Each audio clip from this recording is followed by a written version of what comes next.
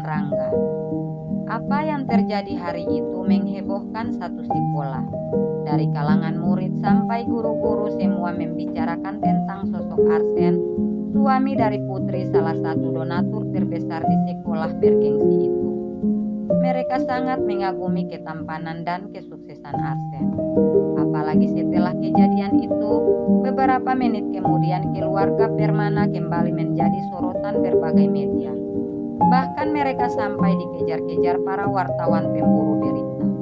Namun karena sudah terbiasa menjadi topik utama dalam berbagai siaran televisi, mereka hanya bersikap tenang namun tetap menghindari para wartawan yang ingin mendapatkan informasi. Rika merasa benar-benar malu saat mendengar perkataan Arsen padanya di depan semua orang. Apalagi saat mengetahui kalau Arsen bukanlah orang biasa seperti Rangga, pria yang selalu dibanggakannya. Namun semua itu tidak membuatnya menyadari kesalahan yang telah diperbuatnya. Dia malah semakin membenci Nadira karena bisa memiliki pria hebat setelah ditinggalkan oleh Rangga. Persahabatan yang sekian lama terjalin antara Rika dan Nadira seketika hancur karena keserakahan Rika yang ingin memiliki pria yang dicintai Nadira. Dia tidak pernah rela melihat kebahagiaan Nadira saat menjalin hubungan dengan Rangga. Dan pada akhirnya dia pun berhasil memisahkan mereka dengan cara yang sangat tidak terpuji.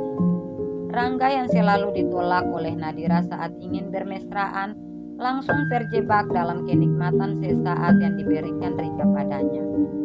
Dalam perjalanan pulang, Rika mulai mempertanyakan tentang apa yang dimiliki keluarga Rangga. Dia ingin tahu seberapa banyak kekayaan orang tua Rangga tanpa menyadari kalau apa yang dia tanyakan malah membuat Rangga dapat menilai dirinya. Barulah Rangga tahu kalau Rika sangat berbeda jauh dari Nadira, mantan calon istrinya. Dia semakin menyesali kesalahan yang telah diperbuatnya, tapi semua itu sudah terlambat karena Nadira kini telah menjadi milik pria lain. Rangga, seberapa banyak harta kedua orang tuamu? Tanya Rika dengan tatapan mencari tahu ke arah Rangga yang sedang fokus mengemudi. Aku nggak tahu, karena aku tidak pernah mau mencari tahu urusan kedua orang tuaku. Lagian semua itu bukan punya aku sendiri nantinya. Karena aku juga masih punya seorang kakak dan adik yang juga punya hak atas semua harta orang tuaku. Ucapan Rangga yang membuat Rika langsung mencondongkan bibir sambil memalingkan pandangan tanpa bersuara. Lagian buat apa kamu mau tahu tentang semua itu? Tanya Rangga dengan tatapan lurus ke depan. Gak apa-apa, aku hanya ingin kamu bisa kerja dan punya banyak uang seperti suami Nadira. Kamu gak boleh pasrah menerima kekalahan ini. Jawab Rika yang ditanggapi Rangga dengan sikap yang sangat dingin.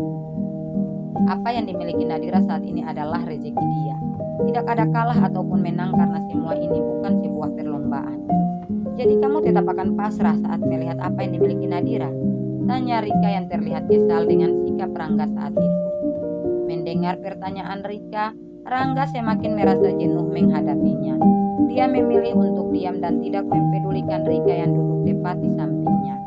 Dalam diam dia mulai menyadari kesalahan besar yang telah dilakukannya hanya karena mengikuti hawa nafsu sesaat. Ternyata selama menjalani hubungan dengan Nadira, satu kali pun Rangga tidak pernah menyentuh Nadira walaupun hanya berciuman. Dan karena itulah sehingga dia memilih untuk berselingkuh dengan Rika, sahabat Nadira. Namun hubungan antara dia dan Rika tidak terjadi begitu saja. Karena tidak akan ada asap bila tak ada api yang menyala. Rangga akhirnya tergoda saat Rika memberikan sinyal yang kuat tanpa disadari oleh Nadira, sahabatnya. Dan perselingkuhan itu akhirnya terbongkar dengan kehamilan Rika. Apa yang dilakukan oleh Arsen tadi di depan banyak orang benar-benar membuat Nadira kaget dan marah. Dia masih belum bisa menerima ciuman pertamanya direnggut tanpa alasan oleh Arsen. Setelah beberapa menit terdiam, Nadira pun akhirnya mengomeli Arsen yang sedang fokus mengemudi menuju rumah orang tua Nadira. Mengapa kamu melakukan itu padaku? Kamu menciumku dengan tiba-tiba tanpa alasan. Memangnya kenapa? Apa ada yang salah dengan ciuman itu? Arsen malah bersikap santai. Itu sebuah kesalahan besar buat aku. Karena itu ciuman pertama aku, jawab Nadira dengan spontan yang membuat Arsen terkejut. Apa? Cuman pertama, lalu apa saja yang dilakukan pria itu selama kalian menjalin hubungan? Apa sampai separah itu dia tidak menginginkan dirimu? Tanya Arsen sembari melirik sesaat ke arah Nadira yang seketika malu menyadari kepolosannya dalam berbicara. Bukan dia nggak menginginkan aku, tapi aku yang selalu menolak. Aku nggak mau melakukan semua itu sebelum menikah, karena itulah yang dijanjikan ibu padaku. Jawab Nadira tanpa mau menatap Arsen. Berarti nggak ada salahnya dong, aku melakukan semua itu. Kita kan sudah menikah, ujar Arsen yang selalu bersikap tenang. Itu tetap menjadi masalah besar buat aku, karena walaupun kita sudah menikah, tapi kita berdua tidak ada rasa satu sama lain. Jadi semestinya kamu tidak melakukan itu. Nadira tetap tidak menerima apa yang dilakukan Arsen padanya. Semuanya sudah terlanjur. Kita sudah terlanjur menikah dan aku sudah terlanjur menciummu. Tapi kamu tenang saja. Aku tidak akan pernah terlanjur mencintaimu karena kamu bukan wanita yang aku inginkan.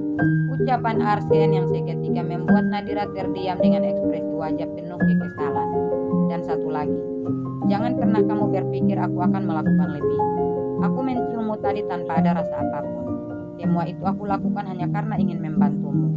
Biar semua orang percaya kalau aku adalah suamimu. Lanjut Arsen yang membuat Nadira makin tak sudi menatapnya. Dasar laki-laki miskin. Ucapan Nadira seketika memancing reaksi Arsen. Jaga bicara kamu. Aku bukan laki-laki seperti Rangga yang menghamili wanita lain saat dia sudah punya calon istri. Aku masih punya akal untuk berpikir dalam melakukan sesuatu kesalahan. Mendengar ucapan Arsen barusan, Nadira langsung tiba-tiba teringat dengan perkataan opanya yang tidak lain adalah Paris Permana. Kalau pria seperti Arsen tidak akan melakukan satu kesalahan yang bisa mencoreng nama baiknya. Namun semua itu sedikit pun tidak mengurangi kekesalannya pada Arsen yang sudah berani menciumnya di depan umum. Apalagi itu ciuman pertama baginya. Sesampai di depan rumah, Nadira langsung melangkah masuk tanpa menunggu Arsen yang baru saja keluar dari dalam mobil. Dia memasuki rumah dengan ekspresi yang masih tetap sama. Melihat raut wajah putrinya, Farah yang baru keluar dari dalam dapur segera menghampirinya kemudian bertanya, "Ada apa sayang? Apa Rika dan Rangga melakukan sesuatu?" Tanya Farah dengan tampang seriusnya. "Iya bu, tapi aku nggak mempermasalahkan itu, karena Siren membantu aku. Tapi aku kesal sama Mas Arsen," jawab Nadira tanpa menatap Farah ibunya. "Mengapa sampai kamu kesal sama dia?" Farah mulai penasaran mendengar perkataan putrinya. "Dia menciumku di depan semua orang bu.